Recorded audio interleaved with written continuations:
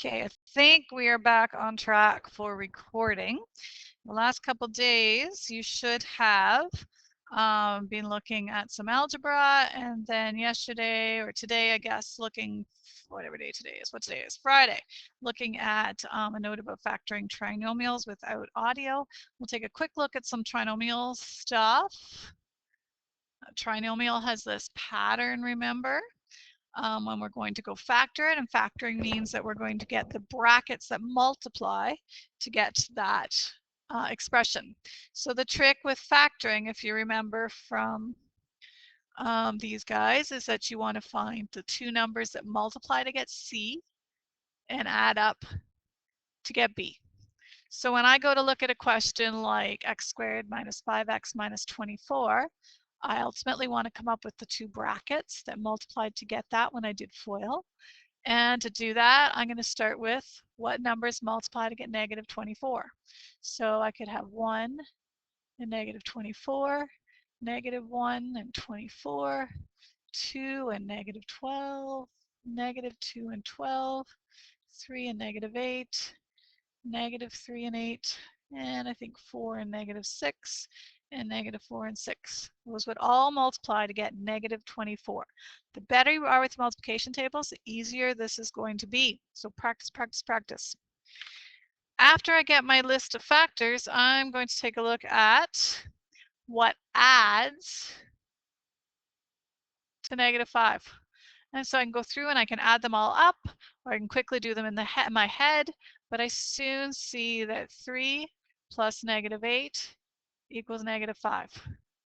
And that means when I go to do my factors, I will have x plus 3 and x minus 8. Because if I multiply 3 times negative 8, I get negative 24. And if I add 3 plus negative 8, I get negative 5. So remember, we're always looking for what multiplies to get the last number and adds to get the middle number. So if I look at B, numbers that multiply to get negative 30, I'm going to kind of shorten my list, plus or minus 1 times plus or minus 30. So positive 1 times negative 30, or negative 1 times positive 30 would make negative 30. Plus or minus 2, plus or minus 15. So 2 times negative 15 would be negative 30, or negative 2 times positive 15 would be negative 30. What else? We got plus or minus, whoops, plus or minus 3.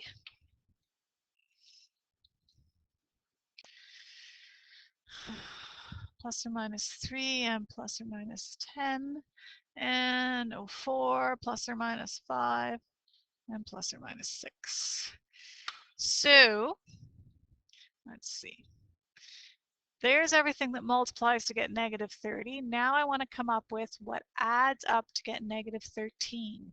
So I'm thinking if I take positive 2 and I add negative 15, I'm going to get negative 13. So that means I get my brackets, my x's, and I'll have positive 2 minus 15, because 2 times negative 15 equals negative 30, and 2 plus negative 15 is negative 13. So if you're pretty good at doing stuff in your head, you don't have to make those great big lists of numbers. You can think about it in your head and come up with your factors on your own. If those lists of numbers help you organize your thoughts and get the right answer, that's what's important. So you decide how you want to do it. I'm going to do these two without making the big list. So I know that my brackets, because that's ultimately what I want, are both going to start with x, and I'm looking for numbers that multiply to get 8 and add to get negative 9. I always start with the multiplying. So I know 1 times 8 is 8. 1 plus 8 is positive 9. But if I change my signs, negative 1 plus negative 8 would add up to negative 9, and a negative times a negative will make a positive. So I found my factors. Negative 1 times negative 8 is 8, and negative 1 plus negative 8 is negative 9. So I'm going to go to the next question. I'm going to start with what multiplies, and it has to add to that. So I've got my x's. Now I want what multiplies to get negative 40. Well, 1 and 40, but that's not going to add up to 3. I could do 2 and 20, but that's not going to add up to 3. I could do 4 and 10, 4 times 10. That's not going to add up to 3. I could do 5 and 8. Oh, wait a minute, excuse me. If I have 8 and I take away 5, that would give me 3. And 8 times negative 5 is 40. So there's my factors. So there's a quick review on factoring trinomials. If you haven't already done that, you need to go and do those practice questions for factoring trinomials. Next, we're going to look at some special cases of factoring trinomials. So if you look at these, you're going to see they look a lot different than what we had on our first page here. And what's the difference? Well, there's no constant term c. So remember the pattern, ax squared plus bx plus c. These don't have a c number. They just have ax squared plus bx. What that means is c would equal 0. So when you factor, you're looking for two numbers that multiply to equal 0 and add to equal whatever your b, and add to equal your b number. So if I look at A,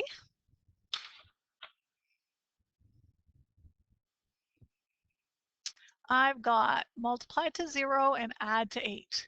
So my brackets are going to be the same, two brackets, x at the front. Now if they're going to multiply to equal 0, the only way to multiply to equal 0 is if one number you multiply is 0. So to get an answer of 0, you got to have 0 times 1, or 0 times 3, or 0 times 10, or 0 times a million. Then you'll get an answer of 0. So one of the numbers has to be 0 when you multiply. So to multiply and get an answer of 0, one of them has to be 0.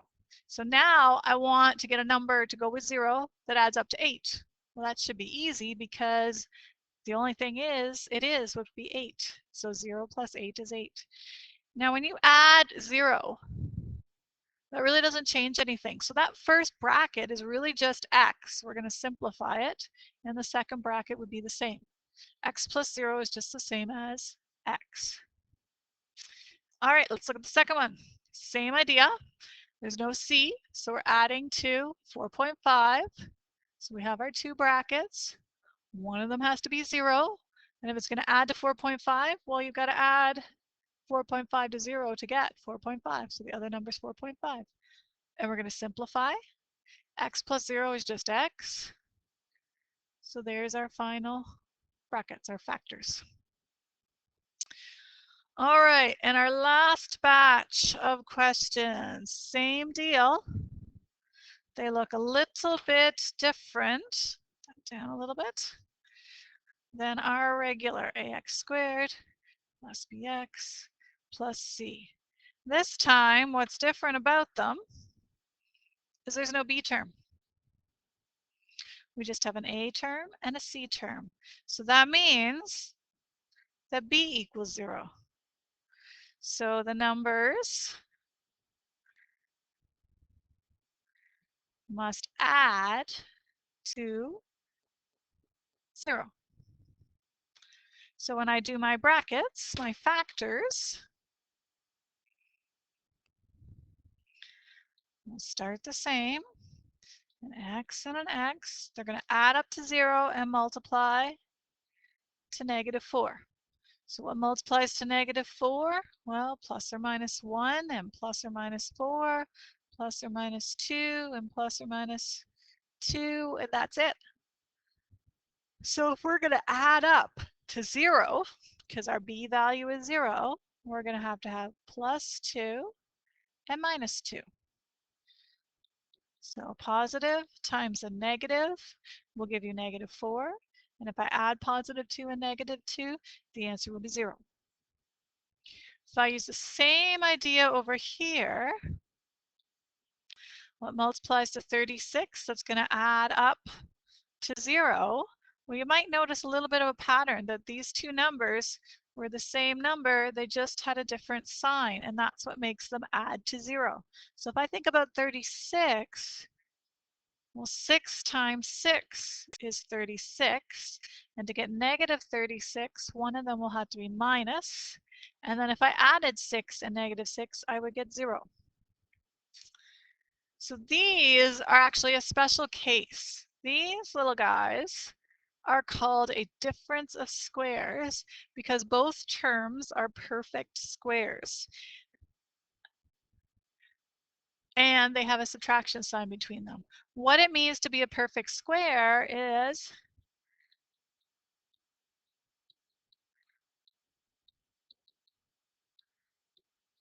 and I could keep going with this pattern, but basically 1, 4, 9, 16, 25, and I could keep going, are all perfect squares. They're perfect squares because some number to the exponent 2 will get that answer.